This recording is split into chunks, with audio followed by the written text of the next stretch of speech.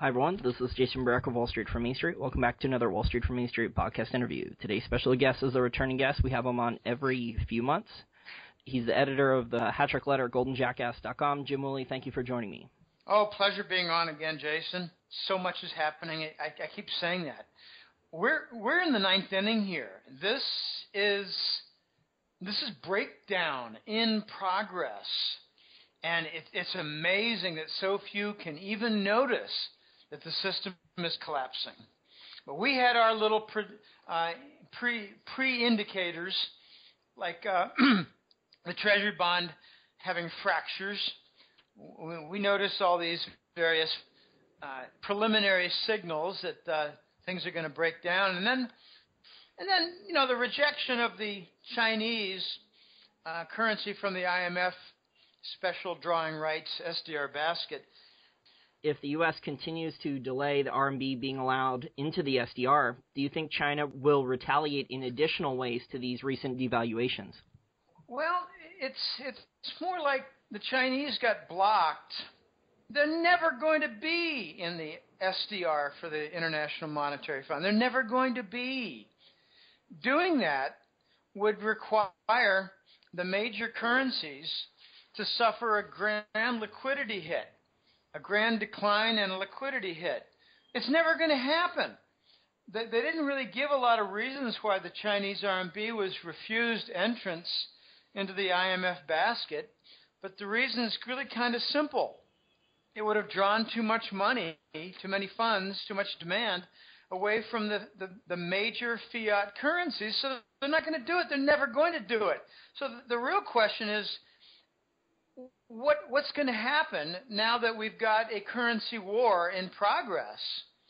How's it going to play out? I mean, the United States didn't just sit back and say, all right, we're going to devalue your currency. I guess that's going to be okay.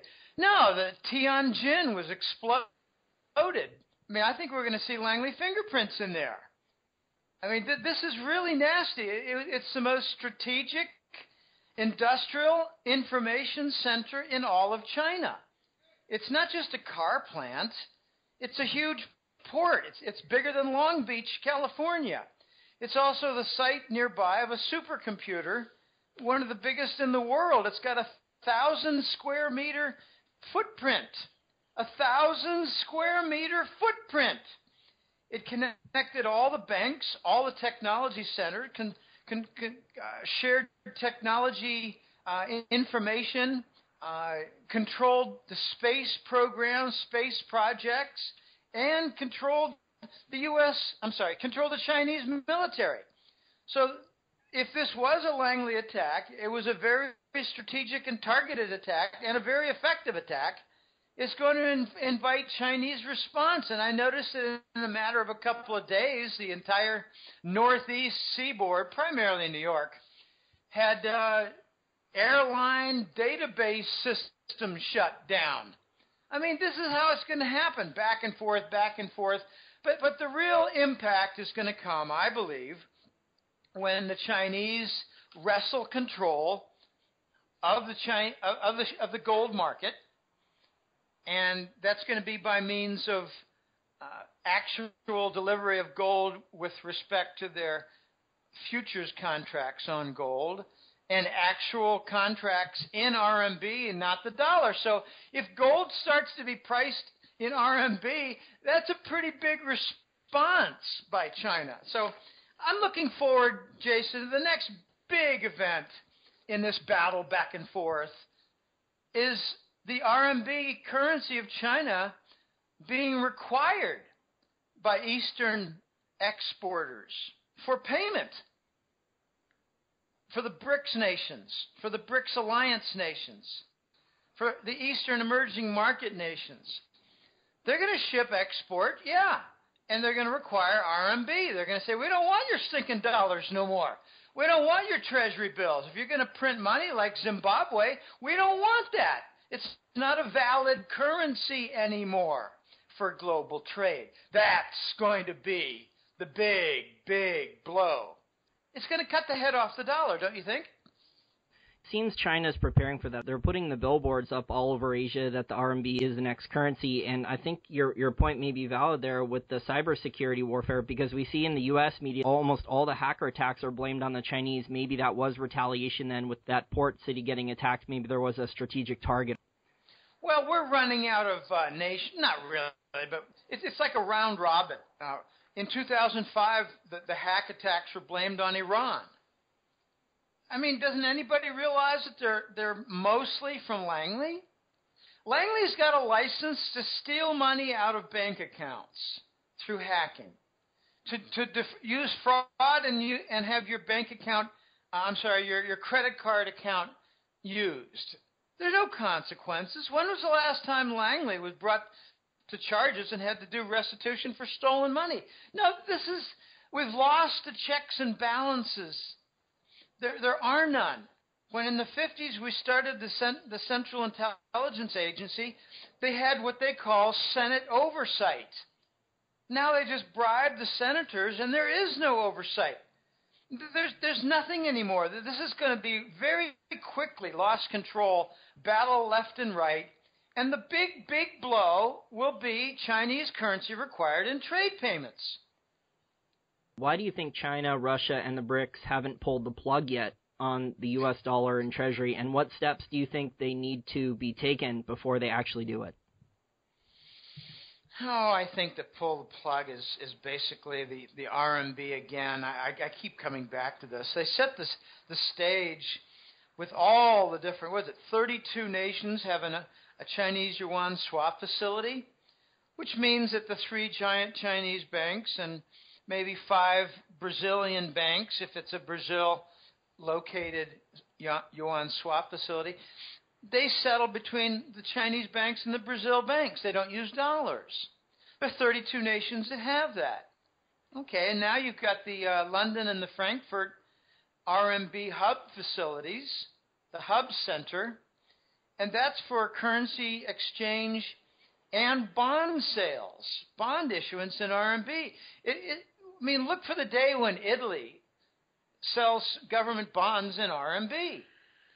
Look for the day when England sells government debt issued in RMB. So it's a natural follow-on that the Eastern nations, emerging market nations, BRICs and the alliance nations, that 120 nations decide, all right, we've had enough of QE, we've had enough of the wars, we're going to now demand RMB for payment. And, U.S. firms deal with it. It's coming.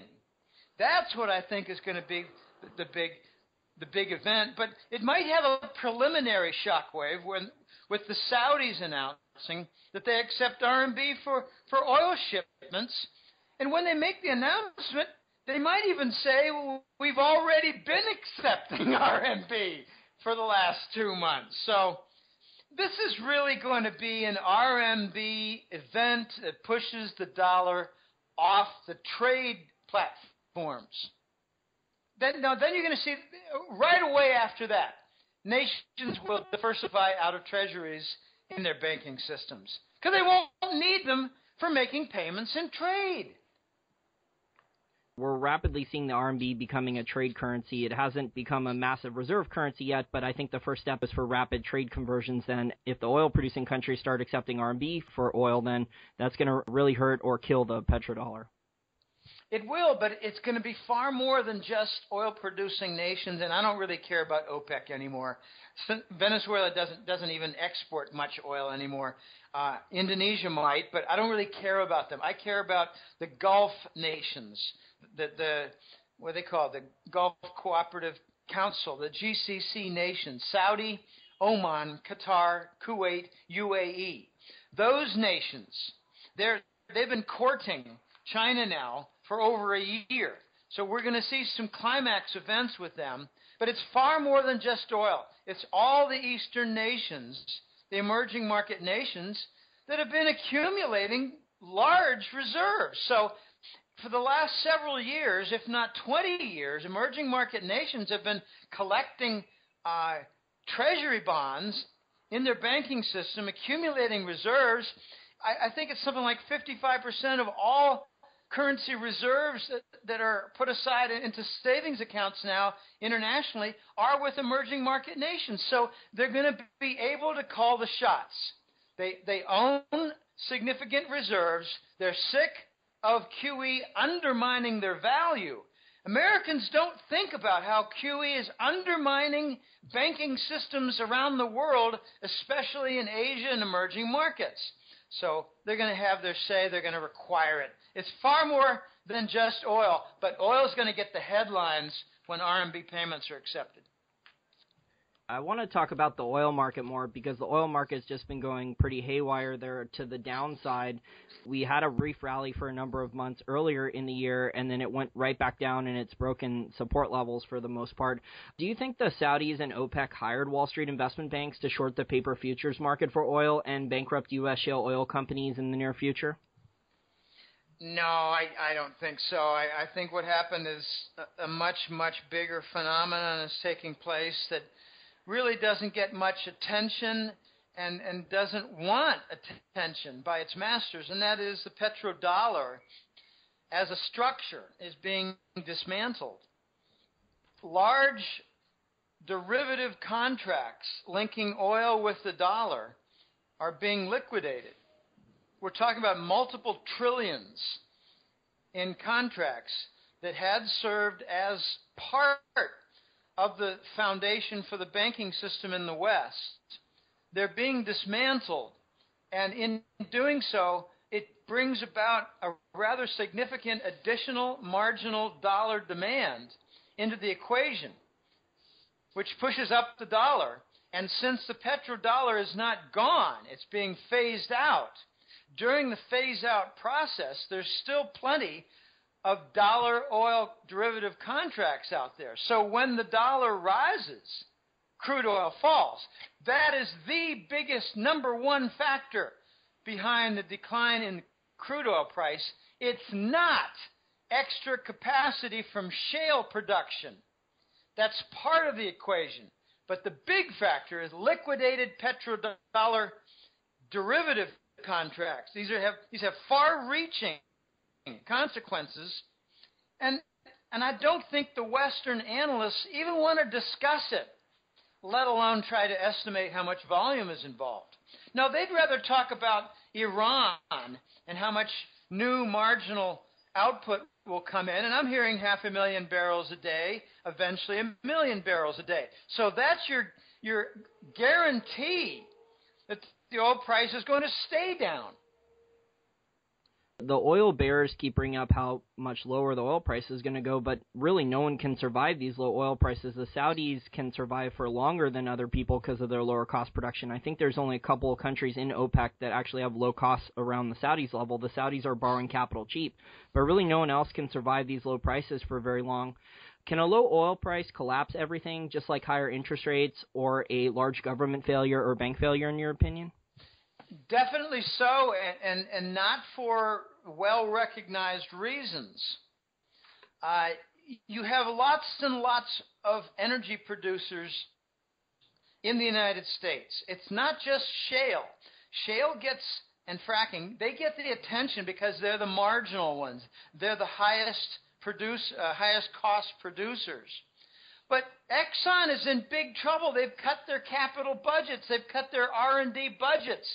They're not building out in new projects anymore. So they're going to let things wind down. The big energy companies are at risk right now. They own quite a lot of subsidiaries and control quite a lot of this marginal production. So if it goes by the wayside, in other words, goes down shit river, you're going to see large, medium, and small energy companies take hits. Well, naturally, the smallest ones will die. The middle ones, some will die, some will limp along. But the big companies are going to carve off their broken subsidiaries. But there's another side to this. It's the hedging. This is not petrodollar foundation factor here. It is more like hedging against the oil price as part of a prudent business practice. We've had in the news in the last month or so numerous rather significant recognized names enter bankruptcy or default on bonds. And this is not going away. It's continuing. There have been some estimates based on exchange-traded funds and other formal funds, other formal measurable areas, that there's $1.3 trillion in losses to energy sector investments. We're talking about a huge trillion-dollar decline in valuations for stocks. You've got a string of bankruptcies. Fitch just made an announcement that 57% of all defaults now are with energy, drillers, and mining. Oh my gosh, this is not going away. The inclusion of Iran into the community of nations is going to guarantee the low oil price. So, back to the point of hedging. The hedging practice would allow a company, let's just say it's for argument's sake, it's Exxon. Exxon's got massive output. So a year ago, they put on hedges that guarantee them the ability to sell at $100 oil. So they're still selling effectively at $100. All right. If they didn't have the hedge there, they'd be selling at $50. Now, forget whether it's 45, 47, 43. I don't care. Let's just say it's $100 versus $50. All right, so Exxon is clearly not selling at $50 because they have the hedges on. Who's the loser? This is a zero-sum game. The loser is the big Wall Street banks.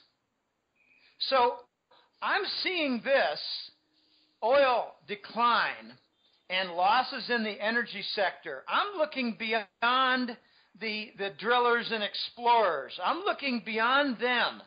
Yeah, if they don't have hedges, they're going out of business. If they do, then who else might be going out of business? This is a Wall Street bank death blow. If the oil price stays low, you're going to have expiring hedges, Jason. This is a death blow to the Wall Street banks. None of them have written off any bad oil loans yet. This could topple governments at a low enough oil price. I mean, it won't topple the Saudis yet because the Saudis have the lowest cost production, but I'm talking like Venezuela, and Brazil has been using Petrobras as a piggy bank for a long time to borrow cheaply and subsidize cheap oil in their country. I mean, they've been running at enormous losses. Petrobras has $270 billion in debt on their balance sheet and only $40 billion of equity last time I checked. That's a leveraged hedge fund right there. They're not low-cost producers. This could topple governments if the oil price either stays at these levels or goes lower.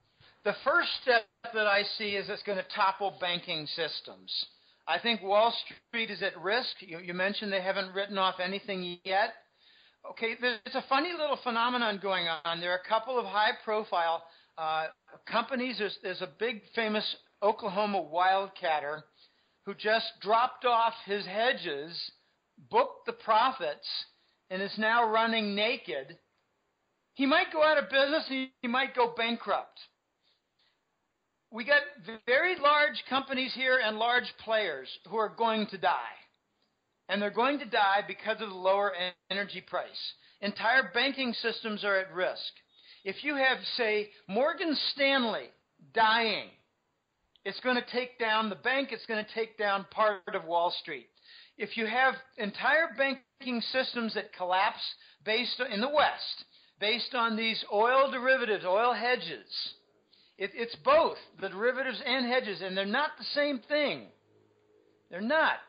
An oil derivative from the petrodollar links the dollar with the crude oil price.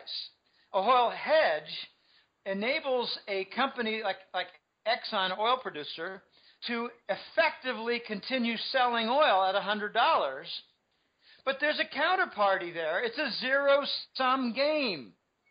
If you have a company that says, we're okay because we've hedged, the natural question should be, who's not okay, who underwrote and was guarantor for your hedge? It's largely Wall Street. They make the market. So I expect as banking systems collapse. You're going to have the risk of national governments collapse. And that begs the question of whether the U.S. government will collapse. Jim, this sounds like subprime there with the housing, how, we had the banks, they didn't write off subprime for a while, and they said it was contained, and then it leaked into prime. People didn't have collateral, the assets were pledged multiple places and hypothecated. Is that what you're saying then, the shale oil derivatives and the oil derivatives and the hedges? Is this what we're looking at then, is a potential subprime where it could filter into so many other things with counterparties and collateral? This is a redux of the housing market crash, but it's going to happen in the energy market, and it's much bigger because the big loser in the housing market crash involved also homeowners. U.S. government continues, even if 50 million homeowners in the United States lose their home equity. The U.S. economy does not continue if the major oil producers are all wrecked. You don't continue. This is not, it's just a body blow, everything will be fine. No, it's not. The big banks were already deeply wounded from the mortgage collapse, the housing market collapse. That was a twin bubble of housing and mortgage. The housing side loss was borne by the homeowners. The financial side was borne by Wall Street banks and mortgage bondholders, which included a lot of pension funds. This energy collapse is going to kill major oil companies, going to kill a lot of minor companies, going to wreck all the marginal companies, and it's going to wreck most of the banks that own the derivative hedge, the hedges. I shouldn't call them derivatives. The oil market hedges. And now you had for the longest time Wall Street boast that they make the market for the hedgers. Well, fine. And they probably are trying their best to lift up the oil price to get it back toward 80. And in comes Iran, joining the community of nations, and they're going to bring in their 1 million barrels a day. Why did the Saudis announce that they were going to continue with high output? Now, that brings up motive for your question. Did they hire somebody? No, I don't think they hired anybody. I think that what the Saudis did was to say, we're going to keep our production high, and we're going to do whatever we can to wreck the nation's financial structure that stole all our gold in Switzerland. The U.S. and London bankers stole Saudi gold in Switzerland, and that's what the UBS and Credit Suisse prosecutions were all about. Not about tax evasion and secret slush accounts and Iran sanction violations. No. That's for the morons reading the press. No, I don't read the press. I thought, okay, that's a factor. I think it's pretty small. And later, okay, they stole the gold. All right, where was the gold located? UBS. We stole Arab gold. Now, what are they going to do? The Gulf Emirates, as a group, it's primarily UAE and Saudis. They have about, I think, 80% of the 2.2 trillion. That's a large sovereign wealth fund kitty. That's a huge kitty. And I believe that about 1.7, 1.8 trillion is sitting in treasury bonds. So are the Saudis going to say, all right, you stole our gold in Switzerland. We're not going to make a big deal about this. Maybe they hired some Wall Street bank. I don't know. I think it's kind of small. But we're going to keep pumping oil. We're going to keep this price down. We're going to wreck your bank because we know that you're underwriting the hedges for oil. We're going to make nice with China and accept RMB. And we're going to convert a lot of our treasury bonds back to gold. Okay, in the news is a lot of Chinese data about selling $100 billion a week for 2 weeks of treasury bonds. How come the Saudis are never in the news for selling their treasury bonds, converting to gold? That's kind of, I think a gentleman's agreement. Let's keep them out of the news. The papers in the Middle East and Saudi Arabia, Jim, are actually quoting Saudi oil ministers and sources like that, people close to the Saudi family, and they're saying the Saudis are admitting that they're intentionally trying to manipulate the oil market lower with the not cutting the production to bankrupt shale oil guys. I've heard similar from other oil sources that I've interviewed who have 30 years or more of experience in the oil industry, who get to go to Dubai and London and sit at the high-end finance oil meetings that with OPEC ministers. And so it seems like OPEC sovereign wealth funds and the Saudi government, that they decided, they want to gain market share and they want the oil price to go long-term, but they want to penalize the shale oil producers and the other guys in the short term. And I guess they're willing to take some pain in the short term to get what they want in the long term. Well, I agree that makes some sense. I don't disagree at all.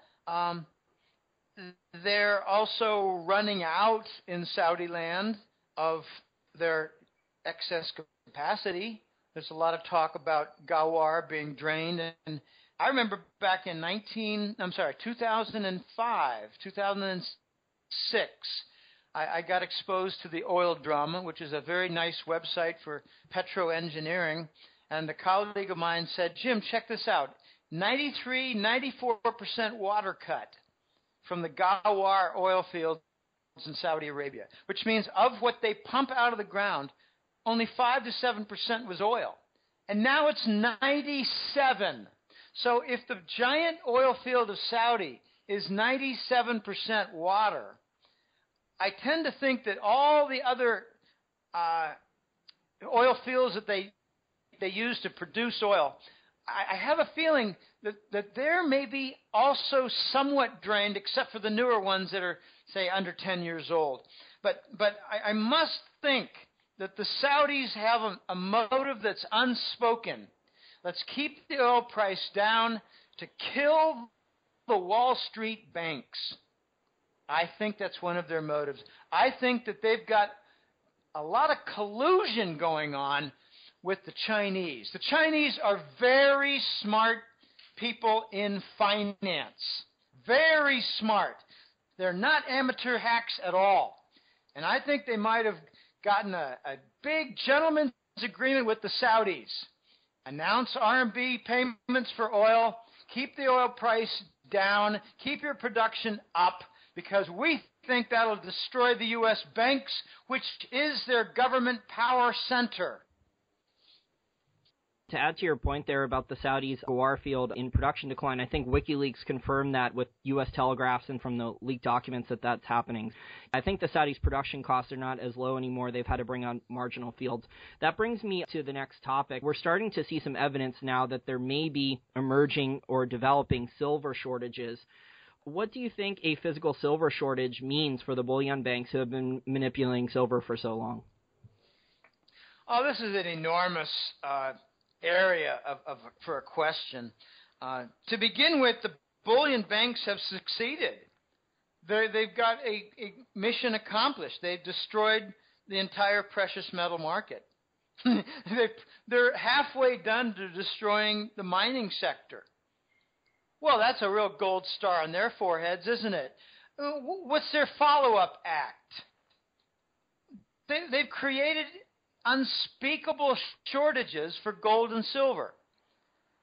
They've pretty much crippled the mechanism for supplying the markets. I mean, Jason, this is the effect. Next, I think we can expect Shanghai and China to exert muscle and take control of the gold market. We're seeing 50 to 70 tons now per week in offtake in Shanghai in their gold market. That's a lot of removal of physical metal, 50 to 70 tons a week. So, okay, that's even more pressure.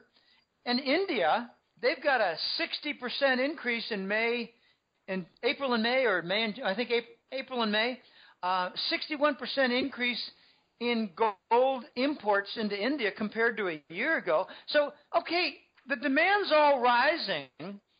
The output from mining sector is in danger. The markets and COMEX haven't delivered any gold on future contracts since June of 2012. Hey, congratulations, they just destroyed the market. Now, the U.S. clowns who are running this show believe actually believe that if there's no more supply than interest, not paid interest, but mental interest and financial interest, like demand, like, oh, I don't care about gold anymore, there's no more to buy. I don't think people think that way. I think there are plenty of investors out there who are trying to buy gold. I just had an enormous surprise happen to me yesterday, talking to my father, and I mentioned some of my frustrations that my sister's sitting on $1 million 401k. My brother's got a bunch of cash set aside. My father's got an enormous amount of CDs in banks. And I said, look, Dad, my brother, my sister, and you're not investing in gold. And this is what I do. This is what I'm good at. I've got a large following. It's like 2,800 clients. In my own family, this doesn't, and it reminded me of an old saying from I can't remember who it was, but a prophet is never given respect in his own home. I'm not a prophet, but I'm doing rather well as a forecasting analyst of precious metal market and currencies and bonds and monetary policy. Gotten a lot of things right, but here's the surprise I got, Jason. My dad said, well, your sister has a financial advisor that she's been using now for 3 or 4 years, and she wanted some good protection on her large managed pension fund, her personal pension fund, and he's been getting her some gold investments. Now, I just assume, okay, it sounds like she's getting some bullion metal. I'll bet you 50-50, even odds, that my sister has bought some GLD. Look at George Soros' top money manager guy, this billionaire, this limousine liberal, Stanley Druckenmiller. He didn't do any of this research on the gold market, and he's worth billions of dollars, and he just bought a bunch of shares at GLD. He's going to learn the hard way. Yeah, I think these guys are I think they're just scared witless. They see the end of the dollar-based system.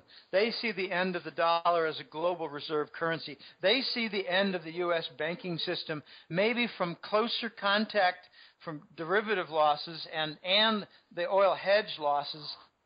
I think they're seeing an end to paper wealth in the United States. That, I think, is what's coming as a consequence.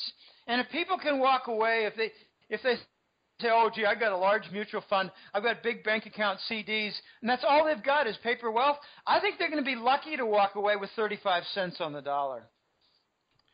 What's funny about all this is I think the bullion banks see the writing on the wall in the gold and silver markets now that they've destroyed. I think they realize that gold and silver are eventually going to have their day and rise. My friend Lewis over at Small Gold, we talked about this in emails, SMAULGLD, for our listeners who want to check this out. He did a story on this. He actually confirmed off the record from other authorized purchasers from the U.S. Mint, official ones, that HSBC is official authorized purchaser for gold, and J.P. Morgan may also be an authorized purchaser for silver. It's just crazy, that these banks, they figured out ways to game the COMEX and the LBMA and so many other things, and they've kind of already figured out how to make money off the system and cheat the system and things like that. Well, they've been stealing the GLD and SLV inventory for a long time. I've got a couple of clients who wrote me and said, Jim, I satisfy the requirements. I'm a GLD investor, and I've got a large holding, and I've asked for gold delivery on my shares. I satisfy the requirements, and they turned me down. They told me to get lost. And I asked, well, do you take it to a lawyer? Do you try to get some kind of power of an attorney and law firm behind that? And they didn't write back, so I don't know. Now, this is very, very ugly stuff. The big banks have stolen the inventory of GLD and SLV for gold and silver. It's much bigger than this. I think now they're getting in line to get the supply inventory metal, raw metal, for the U.S. Mint and the Royal Canadian Mint. You're going to see, I think, complete shutdown in the Mint. They're going to say, no, we're indefinitely not delivering on any coins. And you're seeing that, you're seeing evidence of that by virtue of the fact that, like the 2005, 6, 7 of U.S. silver coins and gold coins, they're rising now in premium and starting to resemble collector items. They're showing premium like collector coins. They're not selling at spot. They're selling like collector coins. Okay, well, that's a very big development. Then you had another uglier event about 2 or 3 years ago. The founder of Scotia Mocatta, had a mysterious death. And some close to him said that he was murdered. Wow. Then there was pressure by the Bush family on the executives of Scotia Mocatta to make their inventory available to Wall Street. So in 2013, 14, and 15, they're draining Scotia Mocatta. I think it's also a scam how the U.S. Mint charges an extra $2 premium on the coin to their authorized purchasers, that no matter what the silver market is, the demand is high or not. I mean, even if the price is low or the price is high, they get an extra $2 payoff bribe there. It's a racket.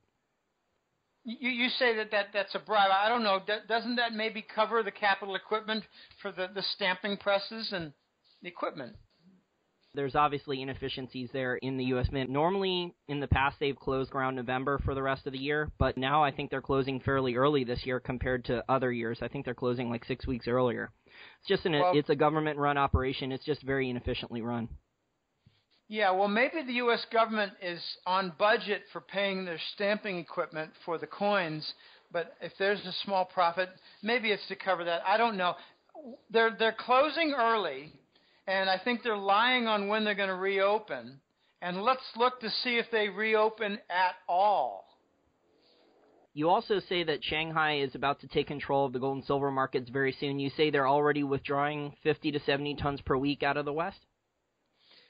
Well, I don't know if it's out of the West, but it's out of somewhere, and they're drawing it out of the market. So it's got to come from somewhere. I don't know where the supply into Shanghai is coming from.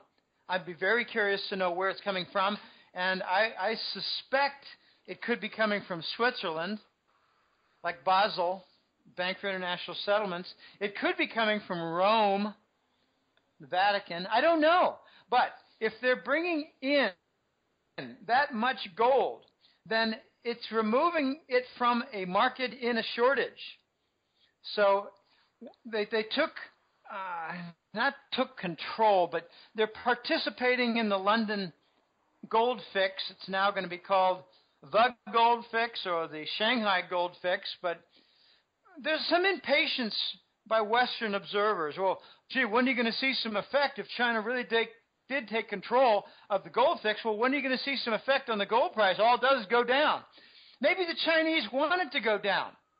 Maybe they want to wreck the mining sector so they can buy it up. That's an interesting theory. How would you respond to the evidence of the physical silver shortage now? We've had other gold and silver experts besides yourself come out and say that it's basically impossible for physical silver to be in a shortage, but it seems to me that, we have a price control, a covert one in place where the prices are capped by either the bullion banks or China or some combination of the two. Is a physical silver shortage possible, or is it impossible in your opinion? Well, I think it's not only possible, it's been in effect for about 5 to 10 years. Anyone who thinks it's not possible in my book is an absolute fool. If you limit the rise in price amidst growing demand, all you do is produce a shortage. If you allow the price to go down from suppression in the paper contracts, the futures contracts, you're shutting down mines, which removes supply. So with rising demand and reducing supply, you're seeing falling price? I don't think so. Anyone who thinks that the shortage is not possible is, a fool at best and an absolute qualified moron at best.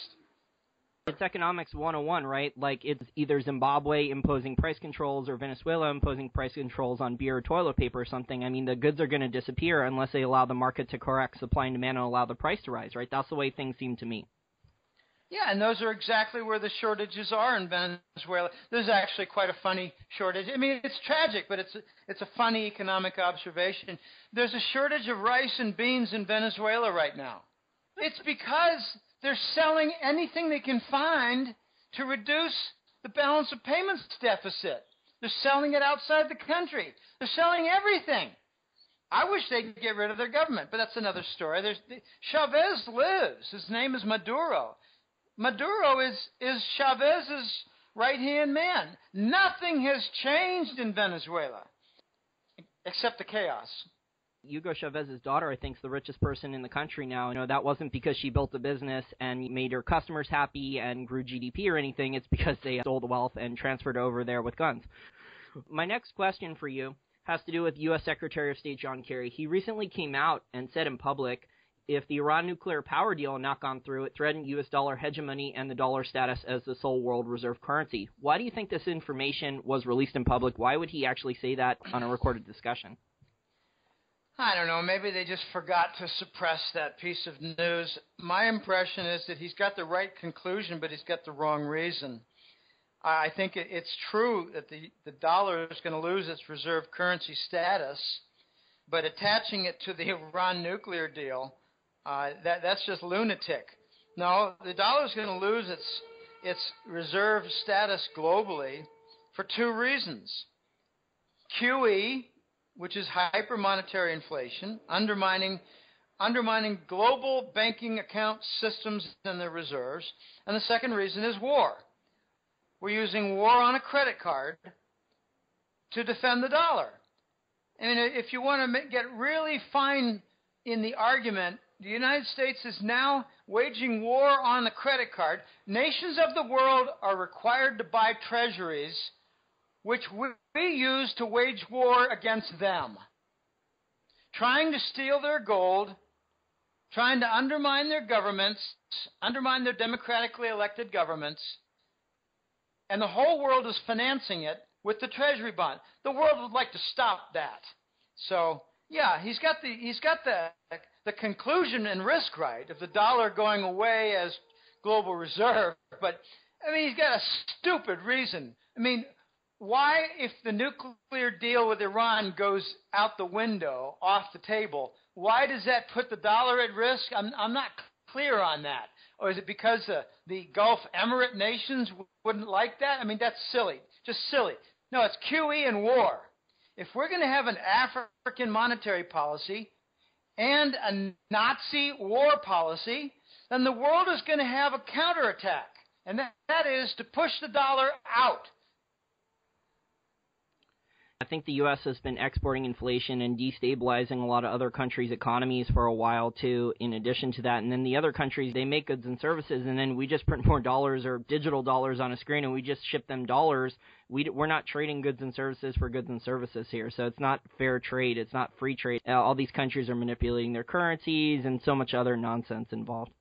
Well, it used to be that we would ship them legitimate debt securities, but that was before QE. A legitimate debt security that could go up in value or change in value. But now we've got controlled bond market.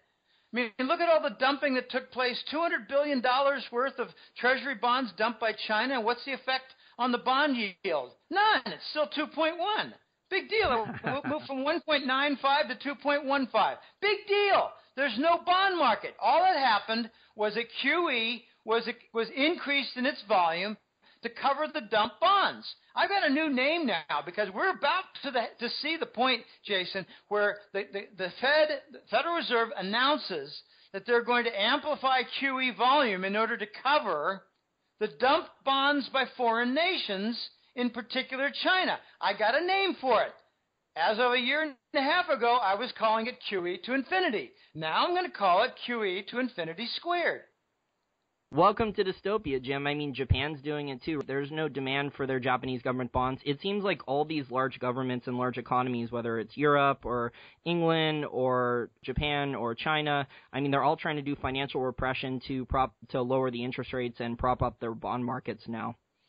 Well, yeah, and next comes the currency war. And, you got to ask the question, why is the United States so upset that China devalued their currency? Doesn't that lift the dollar? Well, for a whole generation, the U.S. has been all about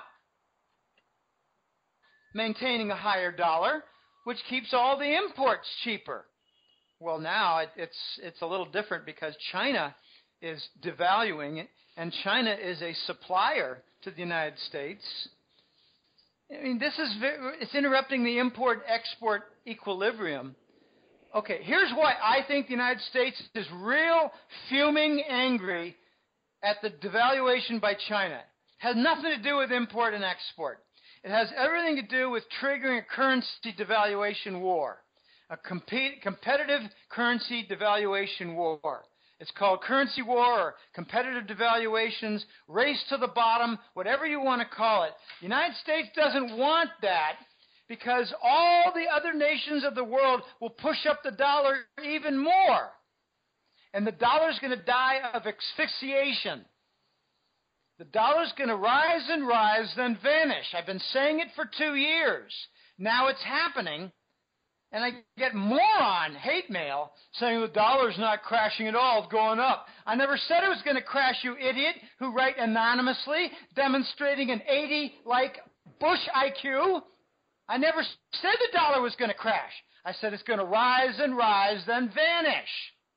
Which is over their heads, Jason. These are morons, trolls writing hate mail. They're amusing morons. The U.S. doesn't want the dollar to rise, and rise more. They don't want it to rise anymore. We're losing control of the rise from the dismantled petrodollar derivatives and now the competing currency that China triggered. We don't want it. The dollar, if it rises much more, is going to die of asphyxiation. You take you take a pack of balloons made of helium. You let it loose. When it gets up to about 6,000 or 8,000 feet, it pops. It pops because the air pressure is lacking outside and the balloon expands. That's going to happen to the dollar. Rob Kirby says it's going supernova. The sun gets brighter before it's about to blow up. Supernova, there are going to be a lot of analogies that come out there, but I like the balloon because a balloon that rises, most people understand. Well, I got to tell you this funny little story. I was watching a movie. It was a nothing movie, no big deal, but it had a setting of about 120, 150 years ago from London. And the villain was killing people by attaching 6 or 8 balloons with a shackle to somebody's leg and let them float up. And the person died from asphyxiation. But the balloon didn't go off into outer space and attain orbital speed. The balloon popped because the external air pressure was lacking and the internal balloon pressure kept, it stayed the same, but the outer edges of the balloon exploded because it kept expanding. And the body was found in a field. Why was the body found in a field at all? Because the balloons popped. The dollar's like a pack of balloons floating up, up, up, and the U.S. government doesn't want the competing currency wars because it lifts the dollar uncontrollably. And what, we got a big shoe to drop here, and it doesn't get much attention, but it does get some. It's the emerging market debt. It's denominated in dollars. They took advantage of the 0% that started in 2009 and 8, or 9 really. They took advantage of it, and they built up, and they've got something like $3 or $5 trillion in debt.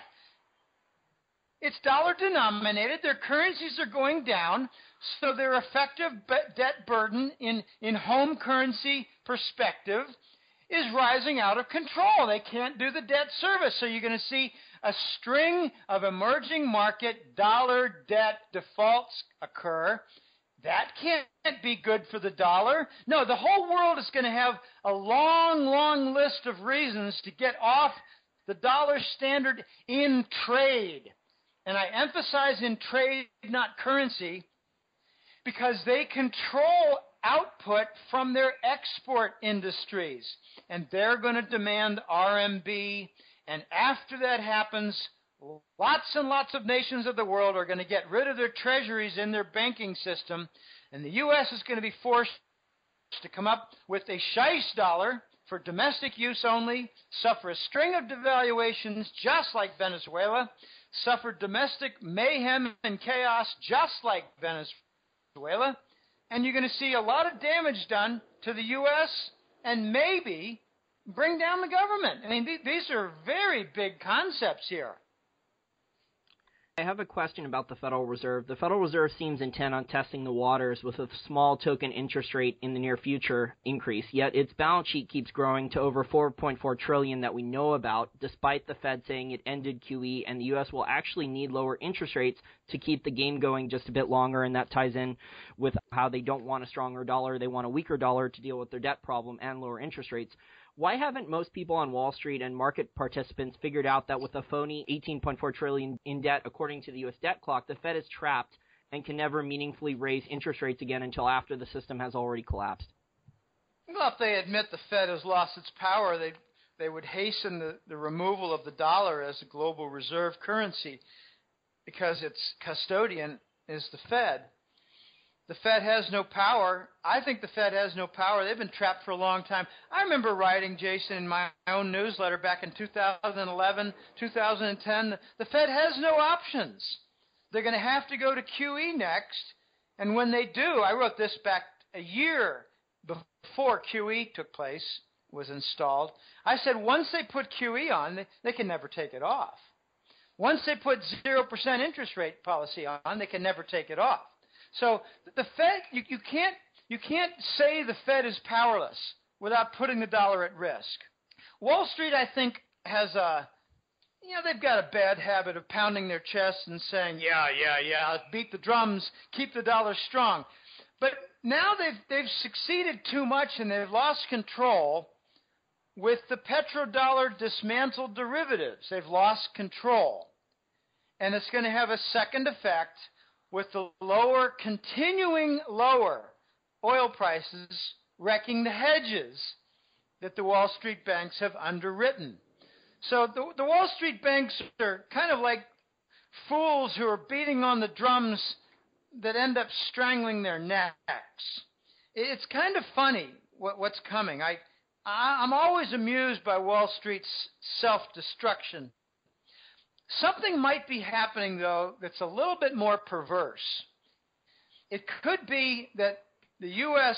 government is planning a scuttle event, using the Fed to raise interest rates, wreck the system, bail in on private accounts, namely stealing a third of the accounts, stock accounts, bond accounts, savings accounts in banks, CDs, and with this scuttle event, install martial law and try to get the fascist state as a concept to spread across the West, including Europe, where the United States has done a great job in destroying their economy with the Russian sanctions. So it could be that the Fed is going to be an instrument for scuttling the system in the United States, wrecking the nation's integrity, and joining up with Europe that also has wrecked integrity and wrecked system, and installing the fascist state. They call it the New World Order. I don't like discussing that much. I prefer calling it installing the fascist state. And I don't think it's going to succeed because the Chinese are on the scene. The Chinese have bought 1/3 of all U.S. major city commercial properties. I'm talking office buildings, office parks. That's a large purchase. They've been doing this now for 5 years. And you know, it hardly put a dent in their multi-trillion-dollar reserves because, I mean, you buy up 1/3 of the office buildings in Dallas, Texas. What have you invested? A couple of billion? $4 billion? Okay, multiply it by 15 cities. What is that, 70 billion? 100 billion? Even if it's 200 billion, it doesn't put a dent in the $3.5 trillion reserves that they possess. That's like 1 or 2 months of trade surplus money, right? Yeah, they had $25 billion, $23 billion a month. I mean, I had a good friend of mine, a smart fellow, who said to me a year and a half ago, Jim, I don't think the Chinese have much of anything left in their trillion-plus U.S. Treasury bond, holdings. And I said, wait a minute, what do you think? They've spent it, invested it? He said, yeah, if it's not, properties all across Africa or Australia, port facilities. There's a deal a month out of China. I said, yeah, but wait a minute, a deal a month out of China, but what are we talking about? $1 billion here and $1 billion there? They've got 23, 25 billion a month in new input from trade surpluses. So no. If they spend, I said to them, if they spend 20% of what they're locking away in reserves on African and port facilities in the West and mining facilities in Australia, if they do 20% of the new income, they're doing well. And I don't think they're even doing that. And he said, well, you make a good point. Yeah, okay. You make a good point. What, I did some arithmetic? A lot of the people out there on Wall Street are pretty lazy. My next question for you has to do with someone who claims to be an anti-establishment candidate. That's Donald Trump. What do you think of Donald Trump if he were to win the presidency? It kind of scares me to think that he would have control of the nukes. What about you? And do you think he would probably want to start another war? I don't even entertain the notion that he'll become president. He must be serving a purpose by allowing his candidacy to continue. So what is that? He's a Republican candidate, right? He claims he's running on the Republican ticket. There's a lot of people out there saying, he's a fascist or he's more of a Democrat. He was a registered Democrat, I think, up until 2008 or 2009, and he's been good friends with the Clinton family for a very long time. Yeah, well, he was running in 2012, and it seemed like his main campaign thrust was Obama's background. And they threatened to kill him, so he withdrew his candidacy. Okay, so I'm not really sure. Is he running as a Republican? Yeah, he's on the Republican ticket, but he's, using populist rhetoric there. He's just repeating that he's angry at both parties and, other things like that. He's angry at immigrants and so many other things. But he seems to me to be like the guy who claims to be anti-establishment, but he's very establishment. He admits to buying lobbyists and working within the system, and he's friends with all these Wall Street guys, and he was on Fox Business or Fox News almost every day for 20 or 30 minutes, or CNBC. Yeah, but okay, what are his main campaign planks right now? Is it not immigration? That, and he's very anti-China, so he doesn't want to do trade with China. He blames, all the currency wars on China and the foreign policy on China, so I think he wants, goods made in the U.S. and things like that. It seems to be very protectionist, and he doesn't believe in any type of foreign trade and things like that. That's what he seems to be. He's repeating a lot of Well, if he's anti-China, do you think he has the balls to examine the Wall Street gold lease from China in 1999 that won the most favored nation status? Does he have the balls to challenge that? I don't think he knows anything about that. Okay, here's my take, and this is really kind of off the cuff. And if I get quoted, fine, I don't really care. But it's really off the cuff. If he's running as a Republican, then he's like the poster child to create a furor over immigration. And if we do have civil conflict inside the United States, and that contributes to martial law being installed, then I believe immigration will be a big piece of that. And they can thank Trump for fanning those flames. Okay? So maybe he's going to be set up for a future fall guy. Maybe he'll drop out of the race, and all he's really done in the meantime is take up press space on the Republican side, making the way for a new white horse to come running down named Jeb Bush. So Jeb Bush doesn't want the attention or scrutiny month after month this early in the race. Maybe he kind of likes having Trump around because he's a lightning rod for the immigration issue. He's a lightning rod for the China issue without bringing attention to the bankers that prompted it in the first place and planted that seed. So maybe a white horse is preparing to come later after Trump decides, I don't really want this presidency. I think the nation's going to shit anyway. So I don't really know. And Honestly, I don't care. I don't give a rat's ass, Jason, about who the next president is, because if they can't control that president, they're going to kill that candidate. Look what they did to Ross Perot. Clinton threatened to murder his children.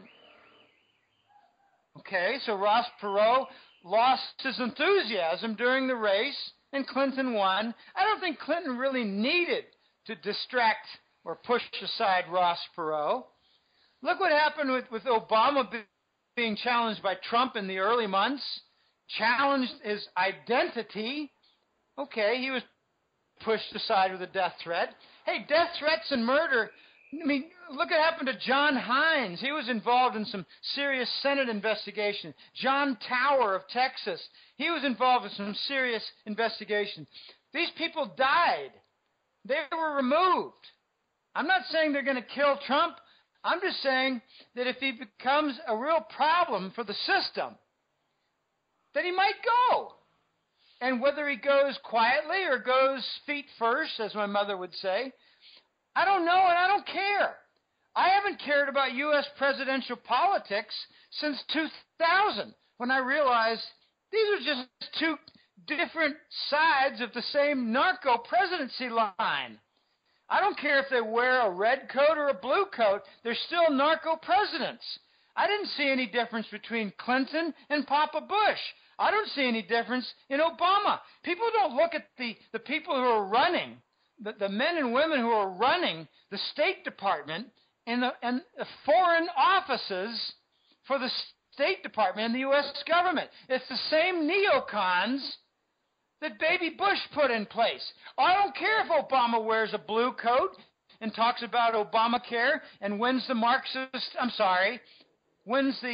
poor vote. I don't care if he wins the poor vote from his liberal tendencies. I don't care. He's still the narco president with the neocons running the fascist wars. Very few people look closely at what these wars are all about. It's not just to defend the dollar. It's to interfere in competition with heroin. It's to capture Afghanistan heroin. We captured 80% of the global heroin production. And under our guise, under our leadership since 2003, the production of heroin in Afghanistan has risen 14-fold or 12-fold. And the idiots who control the budgets are told, well, you know, it's those pesky Taliban in Afghanistan. We need even bigger budgets for Afghanistan to wage war so we can be more successful in this heroin trade battle. My gosh, what stupidity! Afghanistan was to capture the prize of heroin. Why did we get into the Balkan Wars after Yugoslavia fell? Why did we wait so long? It's because because Clinton and his advisors finally realized we can capture the East European heroin trade. Oh my gosh, where does the Afghan heroin go first? It goes to Kosovo, and then it goes to Turkey. My God, these wars are about heroin and gold. My gosh, and defending the dollar. My first inkling on this phenomenon of defending the dollar with war, it came when I was just starting up the newsletter. It was early 2004 when I started the newsletter. In a few months, the South Koreans announced they wanted to diversify away from treasury bonds. The next week, we announced military naval exercises off the Korean coast. And the Koreans were saying, what for? We didn't answer them. This is basic. If you don't look at the unusual angles, you don't see what's important and what can be verified. And that's one reason the Hat-Trick Letter has done so well, Jason. I don't look at the conventional garbage factors. I don't say the dollar's rising because the U.S. economy is showing strength in its recovery. That's the crap propaganda put out there. We're stuck in a depression in the U.S. economy. Now, I don't worry about Trump. I'm amused by it. It's amazing. Let's see where it goes. Yeah, he's pissing everyone off. He's insulting people left and right. It's pretty crazy out there. They can't get enough of him. He's a circus right now for the media. My last two questions, though, are about the gold market. Why do you think mainstream progressive billionaires like George Soros' top money manager, Stanley Druckenmiller, are starting to look at buying gold when they have never owned gold in their lives? They're scared to death that the dollar's going to go away. They're scared to death that the dollar's going to lose its global currency reserve status. They're scared to death that the entire paper wealth system that they manage is going to just blow away into confetti. They're scared to death that their power base is going to go away. I wish them the worst. I wish them a speedy decline, forced retirement, tin cupping on the corner. These guys are scared shitless, Jason. They're scared. The elite are scared. They're running on the defensive. This is so funny. I just learned how to say scared shitless in Spanish. Aterrado hasta la mierda. Literally, it means I'm terrified up to the shit. These people are scared shitless. And so are Wall Street VPs, executives. They see what's coming. They've delayed the death of the system for a long time, and I give them credit. When I started the newsletter in 2004, I thought by the turn of the decade, 2010, we would be looking at the replacement of the dollar and a return of the gold standard. I did not anticipate war. I did not anticipate tremendous gold thefts out there. I did not anticipate that the New York Fed would steal gold from our own allies. I didn't anticipate that Tianjin would be blown up, which is the most strategic business center in all of China. I didn't anticipate that QE would come on. I mean, I thought, well, we might even go to 0%. But gosh, I can't imagine we'd go to QE. Didn't that destroy the Japanese system? Isn't anybody studying the Japanese system? They never got out of QE. I concluded, I wrote an article before the newsletter. I wrote an article in 2003 that compared the United States to Japan, and we did not look favorable relative to Japan. I said, we're going to go down the same path and approach 0% with a failed and insolvent system, but without the Japanese industry. They have a bigger industrial base than we do. This is game over. And when you see Druckenmiller and others look for gold, and when you see even my sister looking for some gold, even if it's GLD, I'm going to laugh so hard if she said, Jim, I don't understand. I had gold, but I was forced out of it and had to sell it for a loss. I'm going to say, why didn't you consult me, you effing idiot? George Soros is buying gold stocks too, so I mean he's insiders. He's obviously been buying gold, physical gold, probably for a while, and he doesn't have to declare that in his fund holdings. But he's been buying the gold stocks too lately, so I guess he's betting on a gold rise soon too. Wait, gold mining stocks, you say? Yeah, he's been buying gold mining stocks recently. That's what his filings say. Yeah. Well, that's very interesting. Is he buying more than BRIC, or is he buying a diversified account of mining stock? Do you know? Not offhand. I think it's a couple gold mining stocks so far, but he may be having more than just a couple. So we'll find out in the next few months if he's been buying more than just a couple. Yeah, I'm watching BRIC Gold kind of, not closely, but whenever I hear anything, I don't let it pass me by. I absorb what's going on with BRIC. They've got some deep problems.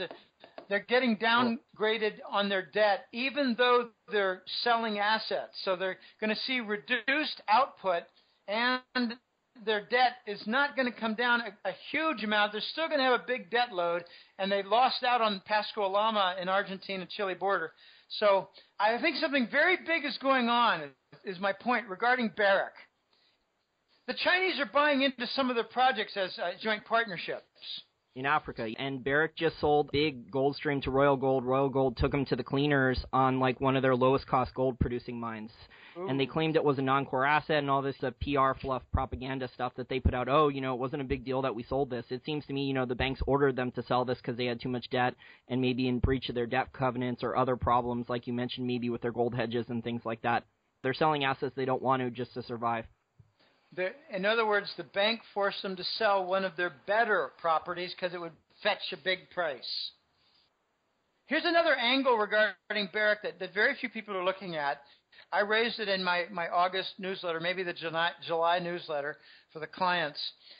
Barrick is the author. They launched the evergreen gold contracts in the 1990 decade.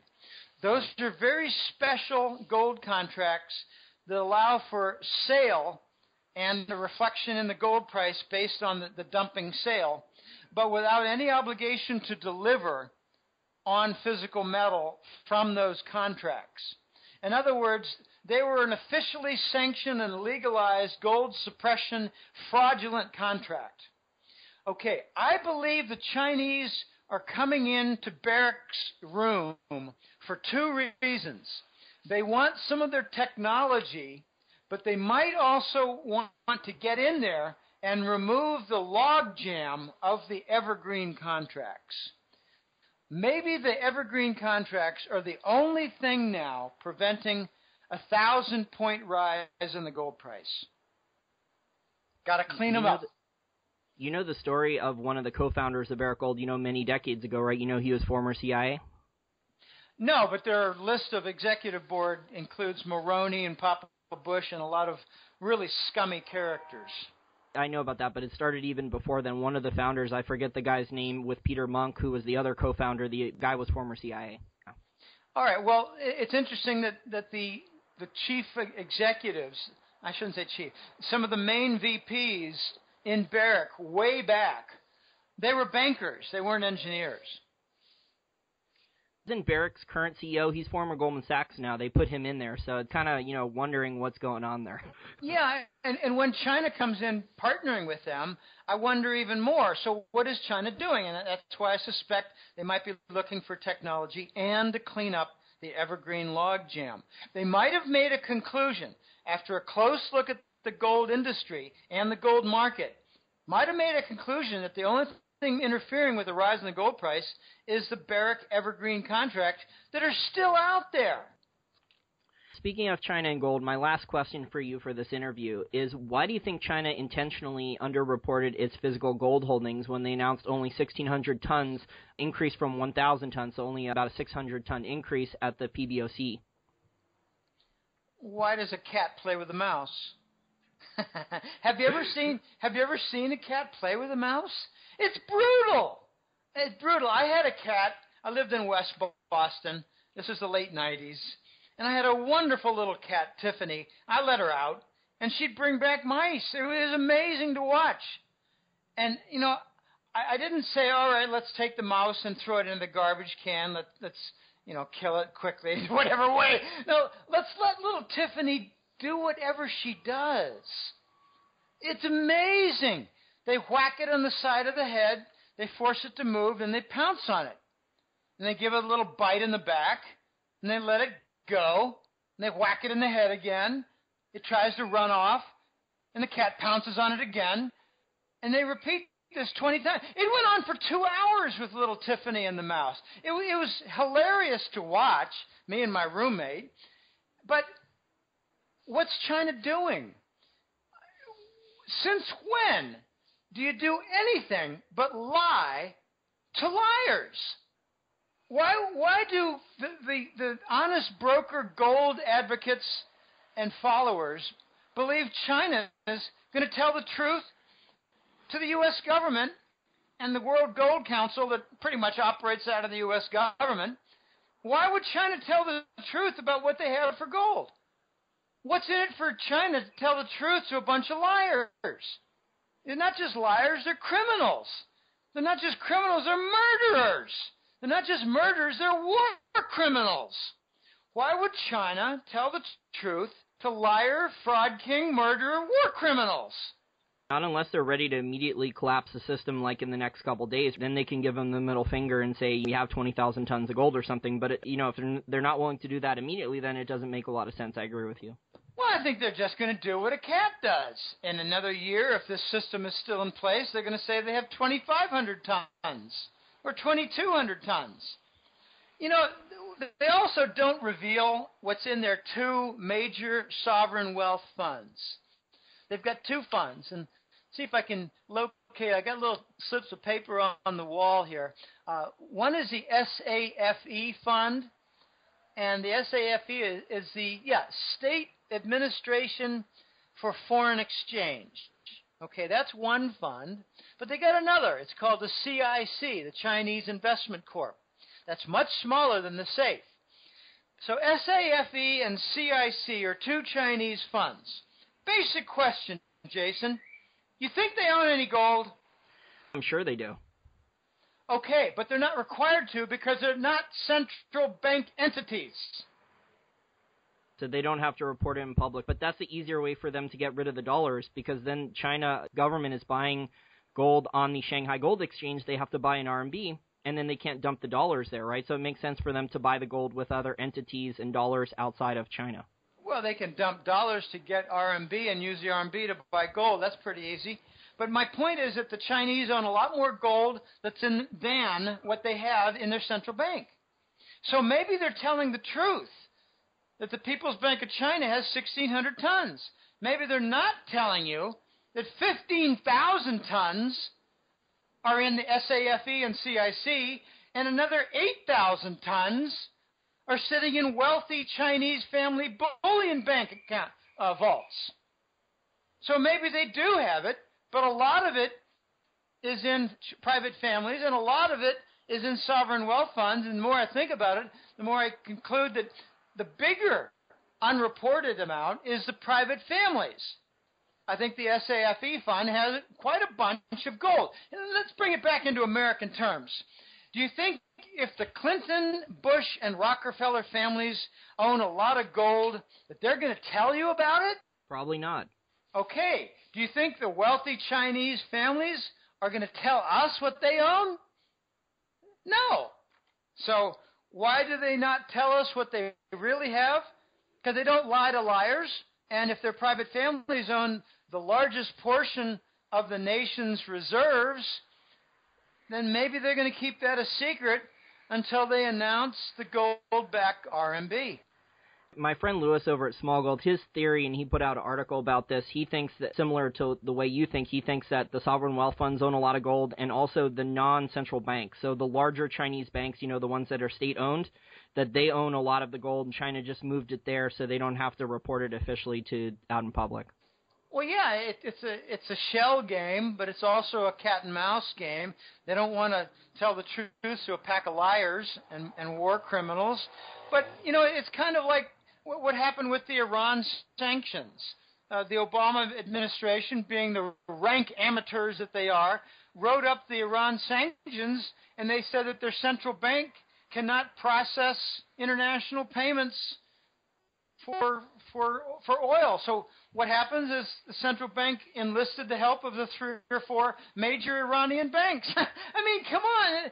This is just the same old stuff. When amateurs write a law or a policy, it has easy workarounds. But I think China's laughing all the way, past reading the newspaper. This is turning into a comedy tragedy. The U.S. just doesn't have anything left anymore. I mean, I got told back 4 years ago, the voice said, Jim, I need to tell you something. I'm in contact with a lot of executives across Europe. They don't even return American phone calls anymore. So the isolation started a long time ago. And it's just going to get worse. Unless the United States produces gold, and I think a lot of it was stolen from Wall Street by the Clinton, Bush, and Rubin gang, unless we produce this gold to have a gold-backed currency, we're going to the third world. It's that easy. And I don't think the Clinton, Bush, and Rubin gang, Rubin representing Wall Street kingpins, I don't think they're going to give up this gold because they know that it's going to go up in value. They know it's going to do a tenfold rise. They know they're going to be multi-billionaires. So why would they want to give up the gold that they stole fair and square? I love that phrase.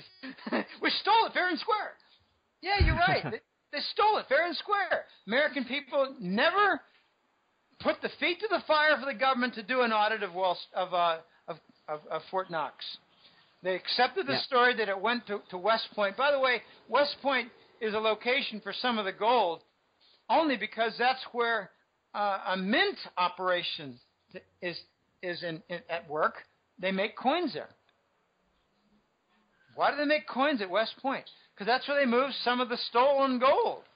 To pay the military in case of collapse, just like what the Roman Empire did to keep the military in line? Well, that could be, too. I mean, they probably store a lot of liquor to make sure the military performs well, too. The middle class is just being destroyed either intentionally or unintentionally by both parties for the most part. Most people who are involved in the system, the insiders, the crony capitalists, and the Marxists and things like that, the fascists, I mean, they're just raping and pillaging the system pretty much like at the end of almost every other single empire that's ever collapsed in history. I call it the fascist business model, Jason. I latched on to that term when I heard about it just 2 or 3 years after 9/11, and very few people seem to understand that the Patriot Act has 90% correlation with the Nazi manifesto from Nazi Germany. It's got the same architects. It's not the same people. It's their children and their grandchildren. The U.S. has become a fascist state. It's got no longer constitution. I mean, when I hear a Supreme Court made a ruling and they cited certain clauses from the Constitution, I giggle. Why is the Constitution even cited after the Patriot Act? Didn't that rip it to shreds? Oh, no. It just ripped to shreds the Bill of Rights. So, we're seeing... Welcome to dystopia. Yeah, well, this is the 9th inning. The Voice wrote to a group of us in our little ring. We've got a ring of 6 or 8 guys. And he wrote to us in June and said, we're in the 9th inning. This is it. You're going to see an acceleration of real big, ugly, nasty events. Okay. I think Tianjin qualifies, don't you? I think the RMB devaluation qualifies, don't you?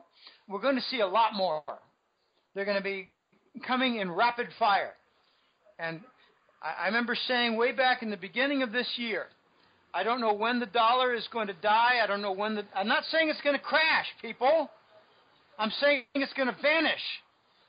And that's going to be its death incident. It's going to be replaced by a domestic dollar that I call the Scheiss dollar. I don't care what they call it. I call it a Scheiss dollar. Scheiss is German for shit. They're going to have a devalued currency right out of the gate. We're not going to survive a new domestic currency because its fundamentals look worse than Greece. We're going to have a string of devaluations after scrutiny is given and the independent audits determine that the Wall Street and New York leaders of the U.S. government lied again.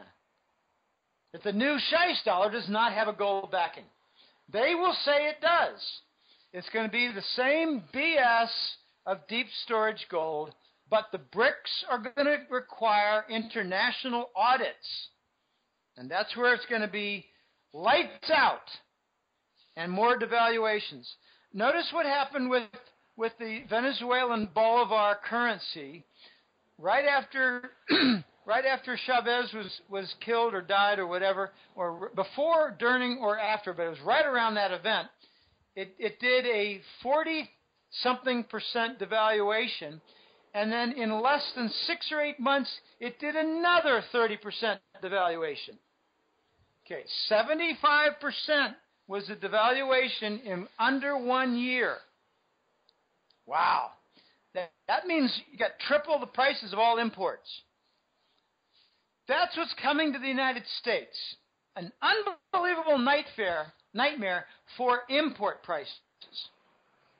That's what I think we can look forward to, Jason.